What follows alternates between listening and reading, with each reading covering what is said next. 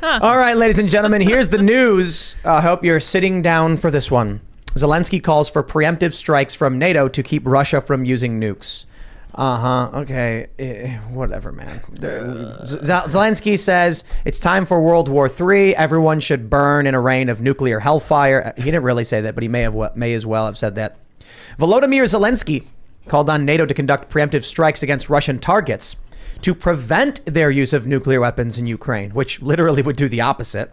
That's it. I kind of feel like he's actually just saying, it's the waiting I can't stand. Just burn it all to the ground.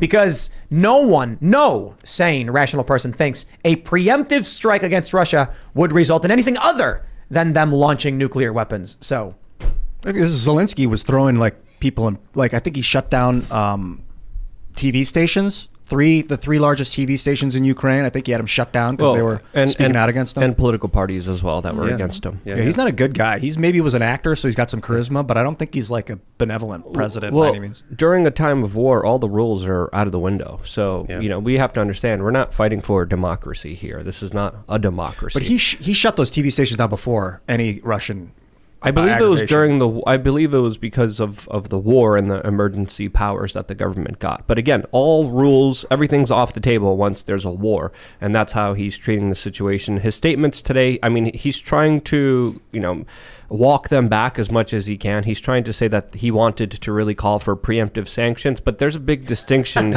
between preemptive strikes and preemptive sanctions. And he was specifically talking to an Australian think tank, the Lowly Institution.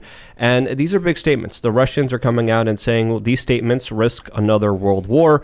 And these are very dangerous statements. And this is the trajectory that we are on unless there's some actual de-escalation, detente, and some real civil conversations that could actually pull us away from this lunacy. You mean like Elon Musk? Yes. At least he's trying. His proposal wasn't perfect, but at least he tried. At least he started the conversation. And now lunatic Lindsey Graham, the chicken hawk that he is saying that he's going to be taking away his tax credits, which he never got for his Tesla company. He never even had. Someone's got to try. Someone's got to try to de-escalate.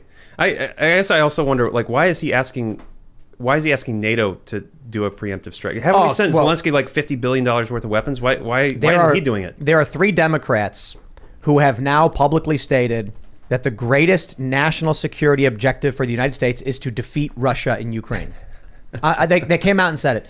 We're at war with Russia. They're just playing this game. It's not for Russia's benefit. Russia knows we're at war with them. It's because it's illegal. Because what they're doing violates the Constitution. They did not get congressional approval for this. So they're going to dance around. People ask, you've got U.S. personnel, veterans on the ground in Ukraine. We now have confirmation from The Intercept that U.S. boots are actually doing special operations on the ground. At what point are we just like, okay, dudes, we get it. You declared war on Russia. Yeah. But that's the game. Vladimir Putin knows full well what NATO and the U.S. are doing there. They're lying, saying it's just veterans being supplied and trained by us and then delivering weapons and training to the Ukrainians. The only reason they're saying that is because they're not legally allowed to do it, and they did. So criminals in the government, Musk that's new, right? Yeah, that never happened before. Musk made another statement today when he was attacked by the Kiev Post. He said, look, I love Ukraine, but not World War III. And I think that's the sentiment for the majority of people right now looking at this situation rationally, as we're not really, this conversation, it's shared about online, but when we look at the mainline coverage, this is not really talked about as much, as significantly. The corporate media right now is focusing on 2 Russians that swam to Alaska to avoid the mobilization. That seems to be the biggest kind of story that you see on the main headline television networks. But you don't really hear about the dangerous implications. You don't really hear anti-war voices. You don't really hear anything contrary other than we need war. Let's play chicken nuclear war because it's fun somehow. And that's insane.